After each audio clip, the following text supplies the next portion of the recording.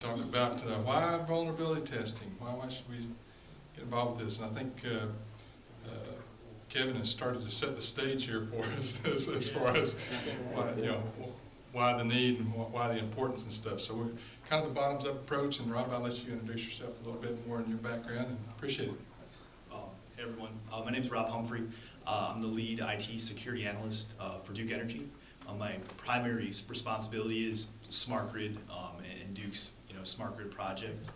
About 4 years ago, I worked for a team. It's called Security Consulting and Compliance within Duke. And about 4 years ago, I was complaining. I want a real meaty project to work on. I'm bored. I'm sick of all these processes. And my manager calls me in his office, and he's like, "Yeah, I've got this pilot. It's called Utility of the Future. I don't know much about it, but go ahead and take it." And 4 years later, here I am, and I was the guy that said to Slade that I'm sick of hearing the word smart grid because I think I hear it in my sleep now. But when Bobby and Mike asked me to put this presentation together, it's pretty high level, and obviously, because we're a utility, there's only certain things really we can disclose publicly. But really, in the past 3 years, we started, like I said, 3 years ago, doing penetration testing specific to smart grid. Aside from the average enterprise testing, we actually have line items and a project scheduled just for smart grid to do testing of all of our equipment and applications and stuff like that.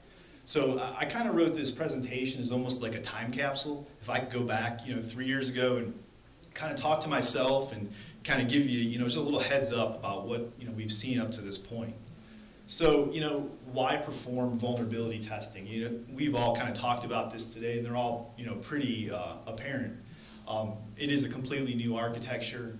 We are dealing with devices, at least from a utility standpoint, that we've never seen, and also the associated applications. And some of the vendors have already spoken today, and they had some great points. And I really, in the past 3 years, have noticed a huge change in the vendor security models and what they're doing, the lengths they're going to secure these devices.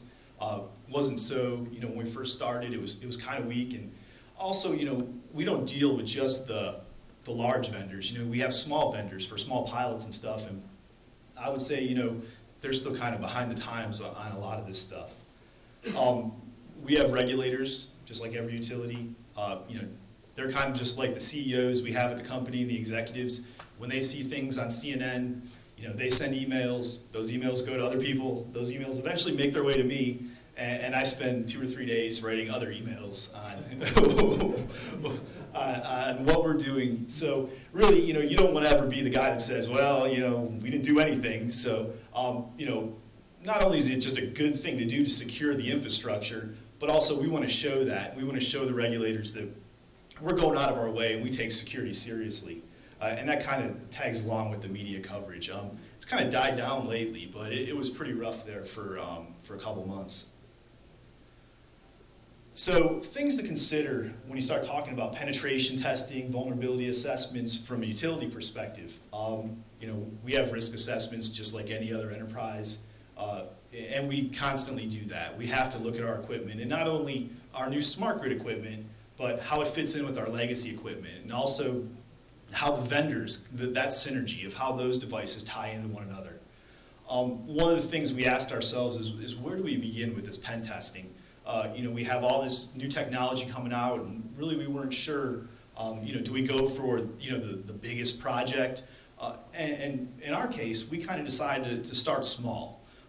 Really, we wanted to get buy-in from the rest of the company that this was a good approach and that it was well received before we actually tackled the smart grid in one fell swoop. We had to also decide what our approach was. These are pretty standard hacking terms, but white, gray, and black box testing. We kind of do this for every engagement. We really have to decide, is this something that we're going to get value from, putting someone like Kevin in a room with a device and just, not telling him anything about it, or do we want to be, more efficient and say, okay, here's all the vendor documentation. Don't waste your time. Don't waste the dollars we pay you per hour. We want to know, get the most bang for our buck.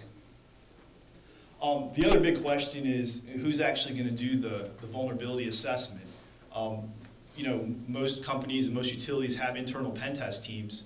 So, the executives look and say, hey, I don't want to spend, all this money to bring this third party in. We've got, Joe and Bob over there, and they're great pen testers. They just crashed the SCADA system last week, that's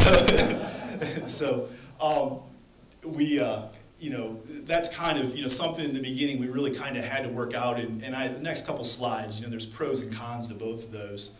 And then communication, especially in the beginning, I sat down with some power delivery engineers and said, hey, we're going to do some penetration testing. And they asked me if, am I a proctologist? I don't know. They had no idea what that was. And I still have to explain what pen testing is quite a bit. So when we looked at our internal resources, there's definitely some skill sets that do transfer to testing smart grid and smart grid equipment. A lot of, especially on the application side, you can leverage a lot of the familiar tools that most standard enterprise pen testers use. The embedded systems, a lot of them run embedded Linux, so that familiarity is already there. Wi-Fi, if we're using that, that's pretty well documented. Most of your security professionals are pretty familiar with that technology.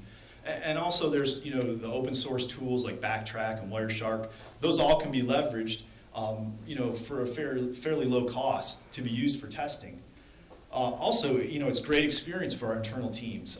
They are excited because they get to, work on new devices and gain that experience. Also cheap, we're already paying them. We don't have to pay them an hourly rate. They're right there. But here's the downfall. Most of them don't have exposures to the new technology that all this stuff encompasses. You have embedded systems, RF, cellular technology, and just the general understanding of the electrical industry. Most of these are IT security professionals. They might have a rudimentary knowledge of the utility business, but they don't understand the big picture. So that was just some of the considerations we made. So when we first started looking for external resources, we came to the quick conclusion that everyone's a smart grid expert. The Big Four pretty much would have done this for free. They really wanted, a lot of firms really wanted the experience, for a utility of our size to come in and do that work. And obviously, it was during a rough economic time, so it was a great new revenue stream for them. And once they get in with a bigger utility, that kind of just cascades and the money starts rolling in. But we were smart. I think this is probably one of the best decisions we made, is we really looked for specific expertise in this area. And I think, from our experience the past 3 years, it's really paid off. And that's where I kind of go with that motto, you get what you pay for. Some of the things with external resources, Kevin had mentioned some of the issues he has, but a non-disclosure agreement, obviously that's kind of a no-brainer.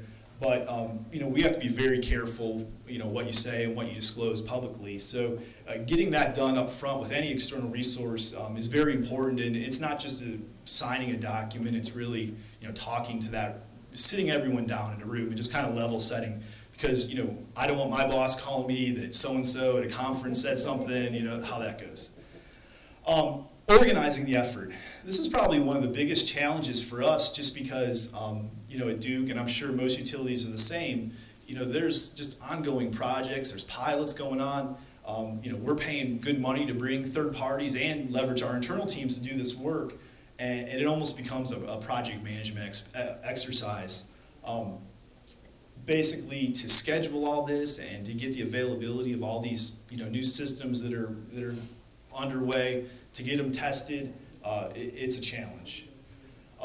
Also, getting the internal folks comfortable with having a third party in there is also difficult at times.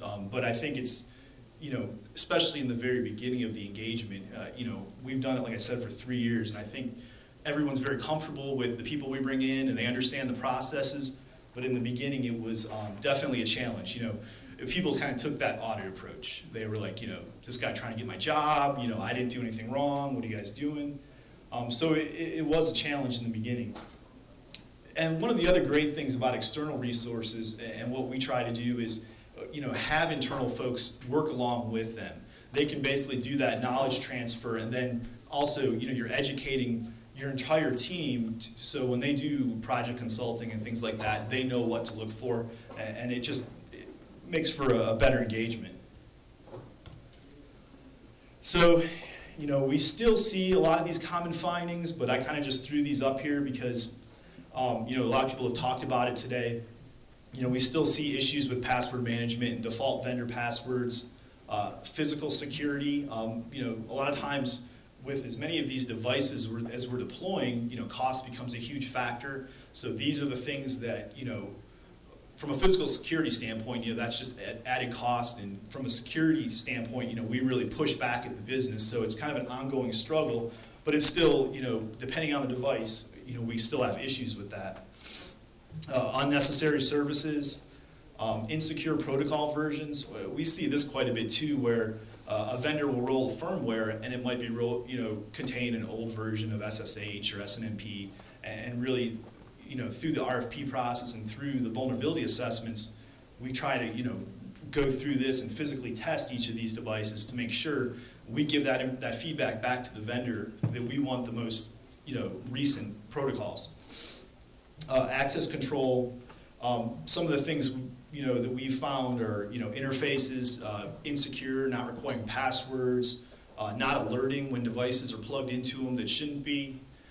Console timeouts, you know, kind of standard in like the router switch world, but, you know, a lot of these devices you can console into and they didn't contain, you know, timeouts. So basically that session would just stay open indefinitely. So these are all things we've kind of, over the past 3 years, kind of fed back and developed specific security requirements around that we pass on to our vendors and we use, you know, throughout the smart grid lifecycle. Communication, and I've kind of touched on this already, but we really found, especially in the beginning, it was a key thing to have a successful vulnerability assessment program. You know, we basically had constant status updates with our internal teams and vendors, and someone had mentioned that earlier as far as utilities giving that feedback back to vendors, and you know, that's one of our biggest things because, you know, the vendor is the only one that really can fix it. So really we want the vendor to have that information as soon as we do, because, you know, we want our stuff secure, and those are the guys that are getting paid the big bucks to, you know, to fix it. So reporting, as far as the findings go, you know, we kind of handled this almost like an audit, but we put findings in buckets. You know, we met one-on-one with key stakeholders, and we still do. You know, we don't like to slam people with these vulnerability assessment reports. We really like to sit down with each person. You know, we're kind of siloed. Everyone kind of has different responsibilities. So from an IT security standpoint, you know, we meet with everyone individually, keep them involved throughout the vulnerability assessment process, and just make sure they're comfortable. We don't want to hit anybody, you know, over the head with something. We're not trying to make anybody look bad. We're really just trying to make a more secure infrastructure.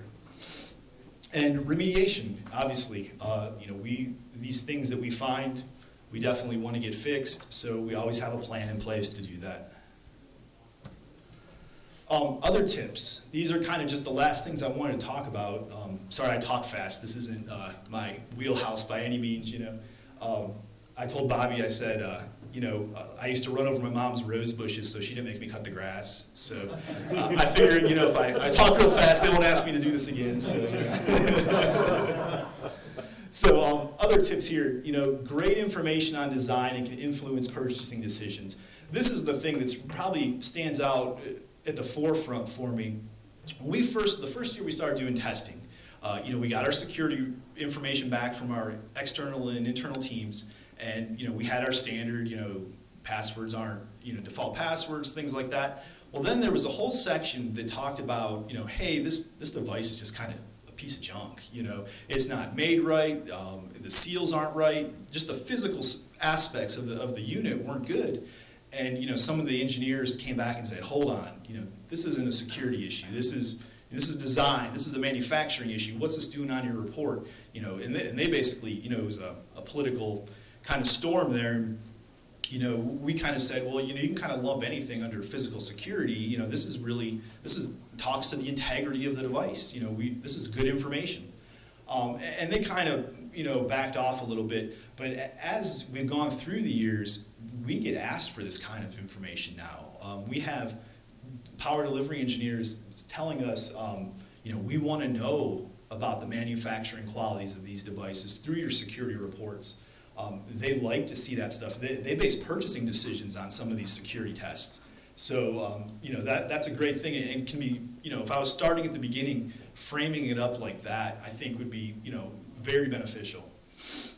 Obviously, be careful with your report. We don't want to leave our security reports laying around anywhere. They're pretty much, you know, they hold the most sensitive information for the utility, but also internally. You know, sometimes you have issues with, you know, executives making copies and passing it to other executives. So really, you know, we try to develop a pretty good control process around those type of reports, because, you know, some people, without that one-on-one interaction of sitting down and kind of framing up the report in itself, just by reading it, they might misconstrue something, and, you know, we've dealt with issues just like that in the past.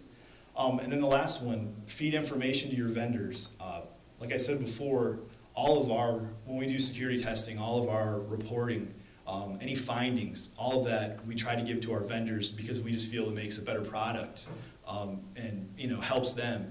So that's all I really had. Does anyone have any questions? How many people internally and externally do you have working on this type work, and are they dedicated to the power side, or are they shared with IT? We have, you know, in our group, we probably have about 10 people total, but solely to smart grid, I would say there's 3, and there's actually myself who does most of the AMI work, and then we have another woman that does all of the distribution automation and the control system side of things, and then we leverage quite a bit externally too.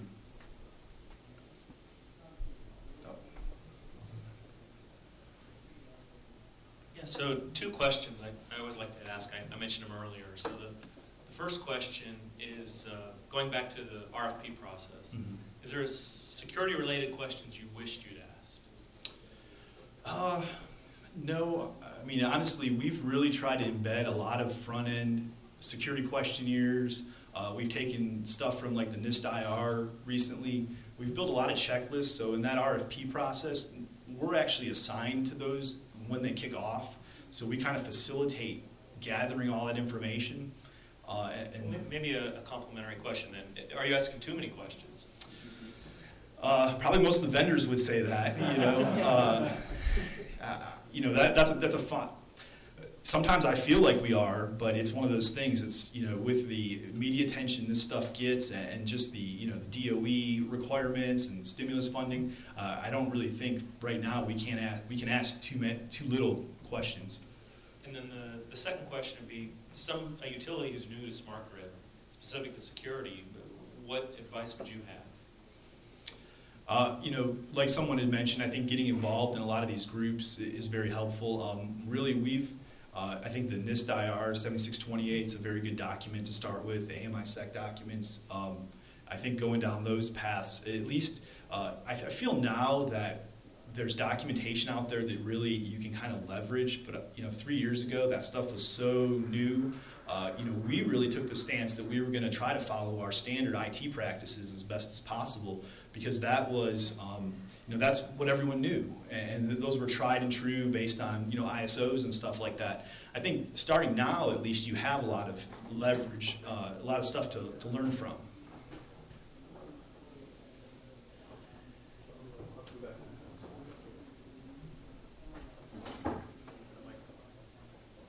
My question is about how you said you took the reports and put them into buckets.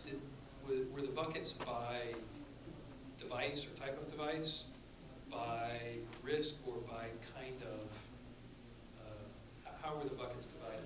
A lot of the buckets were based on actionable items and also design considerations. You know, obviously when you purchase, you know, millions of meters and you find a flaw in them, there's certain things you just can't fix right away. So, you know, we would basically take that information and feed it kind of is almost, you know, going forward, the next time you guys buy one of these, or if there's any way we can retrofit this, address this issue. But we know we can fix this issue right now.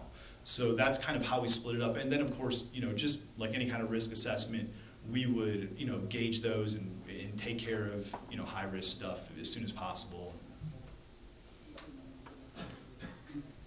So as more equipment gets connected to the smart grid, like for example, smart appliances, how do you extend testing to I guess, the home area network, to appliances that get connected to your site?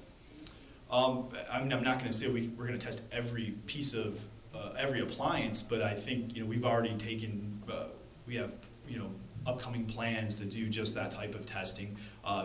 We have, you know, mock-up homes, certain areas that we do testing in. So, you know, we definitely want to make sure that that home experience is as secure as possible. Anybody else have anything? Okay, thank you.